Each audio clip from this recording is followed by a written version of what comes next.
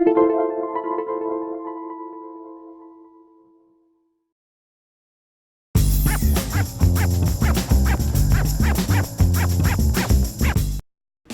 to MyLITV. From Manhasset to Montauk, we've traveled our communities to bring you the following events. I'm your host, Waldo Cabrera. MyLITV starts now.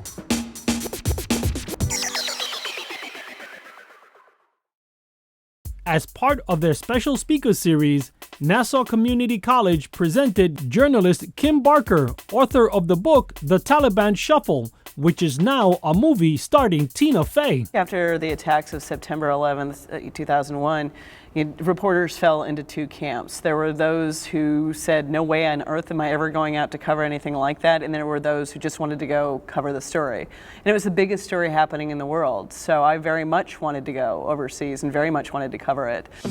The network needs reporters on the ground in Afghanistan. And you folks are all the unmarried, childless personnel in this bureau. Kim, are you going to be joining in? The travel or the crime?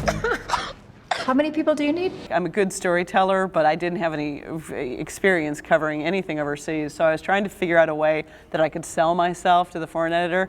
So I just walked into his office and I introduced myself and said, my name is Kim Barker, I'm a Metro reporter, I'm single and I'm childless and therefore I'm expendable and I'll go anywhere you want to send me. So he laughed, and then the fact that I had been to Egypt and Jordan, I think, before going to Europe encouraged him that maybe I had the right sort of sense of adventure.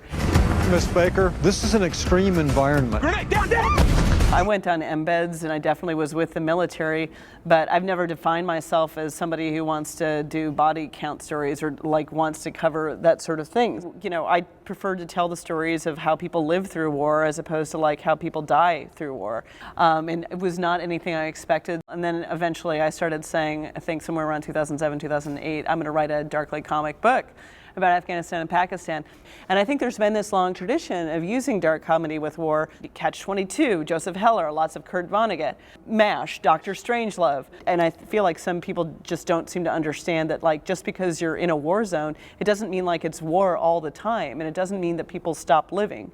And humor is a thing that people use to cope. Oh, are you okay, man? I gotta pee. Tina Fey read a review of the book that was written by a New York Times critic, Michiko Kakutani, in which she basically said that I had created a Tina Fey character. So Michiko sort of cast the movie, and then after that review came out, Tina read the book, and within 2 weeks of that review, had pushed Lorne Michaels and Paramount to option the book on her behalf, and she co-produced it. It's very much driven by her. I just wanted out of my job. I wanted out of my mildly depressive boyfriend. What are we doing, Kim? Just wanted to blow everything up. I hope people are savvy enough to, separate Hollywood, from a book. Tina's character in the movie is a TV journalist, and she runs towards explosions. But I tend to run away from explosions, and I'm like a print journalist. How long does it take for people to figure out the meaning of Whiskey Tango Foxtrot? There's been a couple people I've heard about, relatives of friends who went to go see the movie because they thought it was about the tango and the foxtrot, and were sort of disappointed that there was no tango or foxtrot at all in the movie. Were you nervous about what the writers would do with your book? To trust that the people who have bought your book are going to do right by it. And they're very respectful, I feel, to the relationship that, Tina Fey's character has with Fahim. And that was important to me. It was very important to me. That's the most important relationship in the book.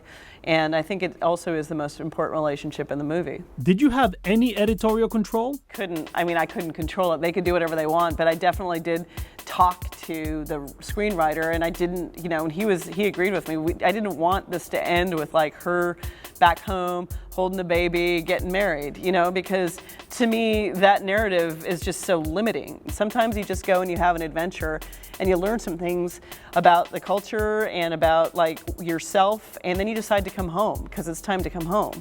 And sometimes that's a story.